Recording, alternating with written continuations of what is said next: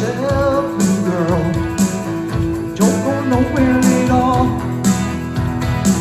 There's nothing more than a table and a big dance hall. You got me running in a figure of eight. Don't know if I'm coming or going early or late. Round and round a little ring I go. I wanna know, I wanna know. Is it better to love one another than to go walking the dark? Is it better to love than to give into hate? Yeah. And we better take good care of each other before it's slipping right off the street now.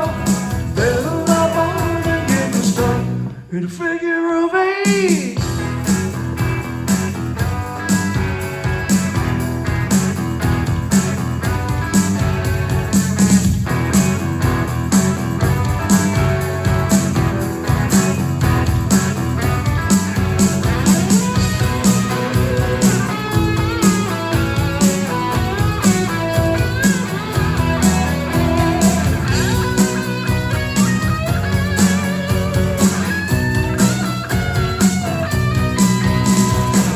You got me running.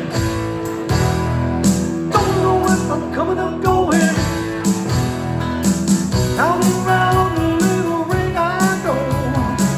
I wanna know, I wanna know. Is it better to love one another than go for a walk in the dark? Is it better to love than to give into hate? Yeah. Yeah, we better take good care of each other before it's slipping back off the street now. Better by all the getting stuck in a figure of eight.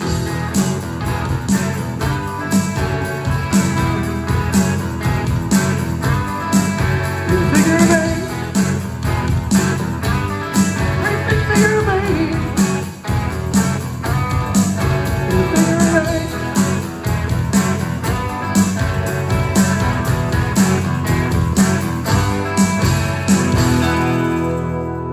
Yeah, from flowers in the dirt. Figure of eight. Hey now, Steve Sievers of Bionic Buzz. I'm high tech today. I got my tablet full of questions. I'm here with John. You're very techie. Yes. He's very techie, he is. I'm so excited to talk to you.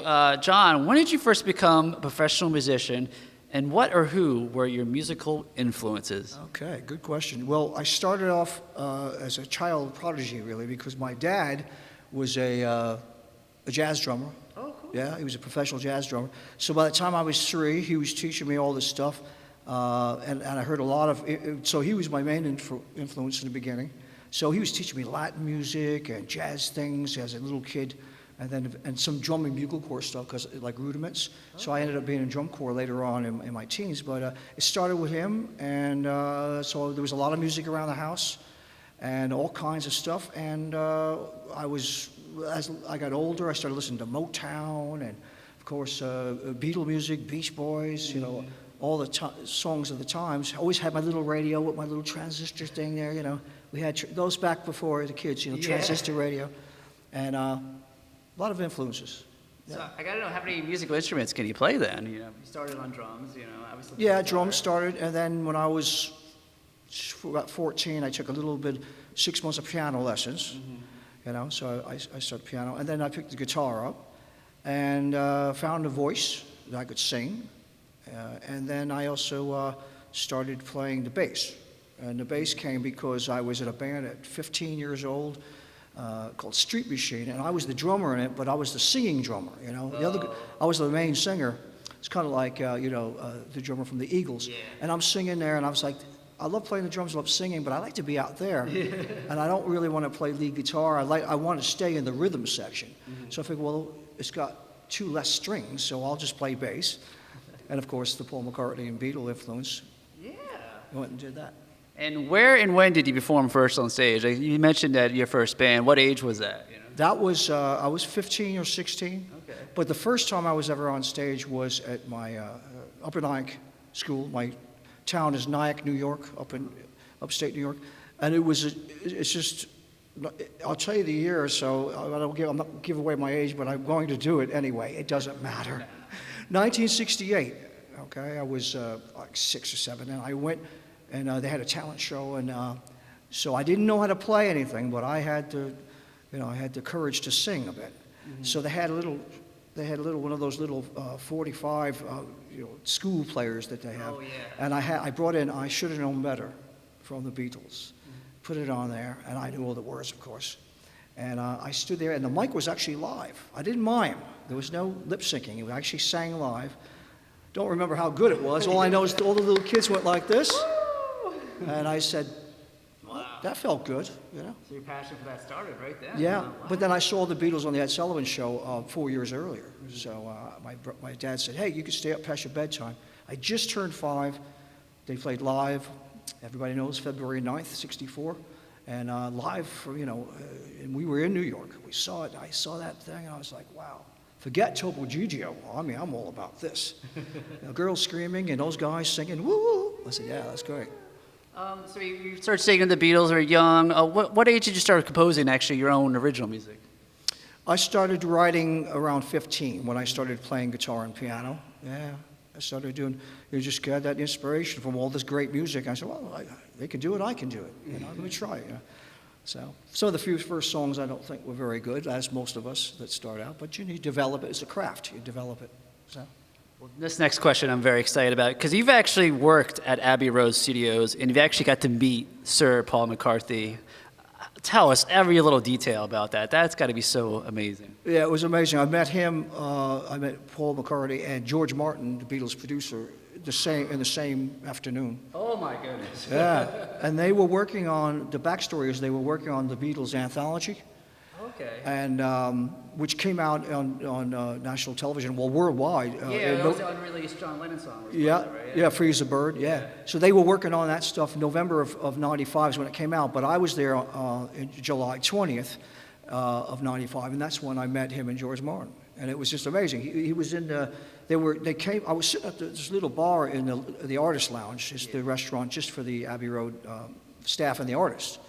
I was sitting there and having a Guinness with this fellow I knew, because I'd been there since '85. I did a lot of sessions there. So this was like my 6th or 7th session I did there. And I'm sitting at the bar, and so I saw George Martin come in, and he got a plate of food down there. And then I kind of watched him as he, I'm sitting at the bar and watched him walk over. And then I saw McCartney sitting next to him, and his assistant, John Hammond. So there, the three of them sitting there. Now, there was George Martin with his back to me, but McCartney sat down and was looking straight at me. It was like 10 feet away, maybe.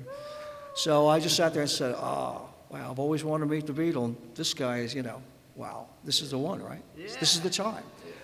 But the problem is that, being an artist, I knew all the staff there, I was friends with a lot of them, and from a professional point of view, I was not going to bother the man, Exactly.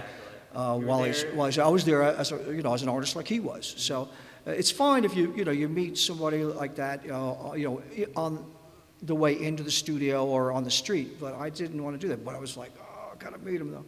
It would really be nice. So what ended up happening was we did get kind of introduced because he was there. He was looking at me anyway. You could check. He was checking me out. Looking at us. He be eating. I'm going, man. He's got my number. And it was cool. And he came over and we shook hands. And he said, I said, hey, Paul, I'm John. And he says, hey, John, are you working here? That's the first thing he wanted to know. Oh, you're working here? I said, yeah. I said, I am. I said, I got a session coming up next week. He goes, checking the place out, eh? I said, well, no, actually, I've been here before. I said, I've recorded here over the last 10 years. I did an album called Matthew Street. And he said, Matthew Street, that sounds familiar. And then it was great. And then he said, oh, good luck in your recording, man. And I said, thanks a lot. It was just a minute. Shook hands. Off he went. Still, that's amazing. Oh, it was great. And it was so weird, to meet him, It's like, because, that was an album cover to me, It was Meet the Beatles and the guy, and I remember he was standing there, and and he was talking to me, and then he kind of turned away for a second. Somebody said something, and then and I kind of looked down. He had sandals on. I said, "That's those famous feet that walk across Abbey Road." You know, it was just surreal, you know. But he was really gracious and very cool. Yeah. Well, when did you start doing your own Paul tribute show, I guess, you know? I was always playing the music, you know, with bands and stuff in the 70s and 80s growing up, of course. You know, the variety bands. I'd always do I Saw Her Standing There or Lucille or something, you know.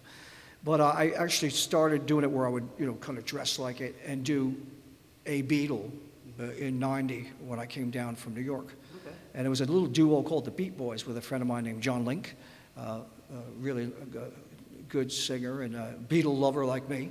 So we put this little duo together, and we were way ahead of our time because we were using tracks that we made up in the studio and had a kind of little story that would go. And we'd do 2 sets. It'd start off, and we would play the songs chronologically from like Love Me Do to, you know, cool. Come Together and all that. Yeah, so that was the beginning of it, and then we did that for a couple of years. Then I started playing solo some more and doing some of his McCartney stuff and Beatles stuff. Then I got the gig at EPCOT. I auditioned for the British Invasion. Disney's okay, yeah. I'm a huge Disney fan. That's quite an honor. Yeah, oh, it was great. Yeah, 97, and I did 17,000 shows there. Wow. 17,000 shows in 11 years. So it was 5 shows a day, 6 days a week. Not 8 days a week. But 6 days. Good one. But you know what was really cool about it was that those guys, Jimmy Pappas, Leo Rojo, and Sean Bryant, all very good friends of mine, we still work together, and all 3 of them play in the band when I do the McCartney show. Yeah, Paul is all tribute.com. I was going to say, you read my mind. I was going to ask for a website because, you know, you mentioned shows. I hopefully shows are coming back as things are going to get to normal. So website, where can people find out about new shows? Yeah. paulisalltribute.com. So, yeah, it's really cool. And what happened was, because of all the things I did as Beatle Paul, actually, when I first got the gig, they signed me up to do John Lennon. Oh, really? Yeah, because it wasn't really a full-blown Beatles show at that point. It was like 60% Beatles songs, and the rest was Jerry and the Pacemakers and Herman's Hermits, the Stones, the Who. So it was a little bit more generic. Yeah. And then what happened was the guy that was doing the McCartney spot left in 2000, and then I ended up taking it over, which was fine with me because I'd done it before anyway. And they said, "Well, you look more like Paul than John, and you certainly look more like Paul than Ringo." So it was all right, you know, it was good. So I made the transition, went over there and did it, and that was it. Yeah. Such a fascinating story talking to you. Let's end with another song of yours, all right? Oh, absolutely. Why not?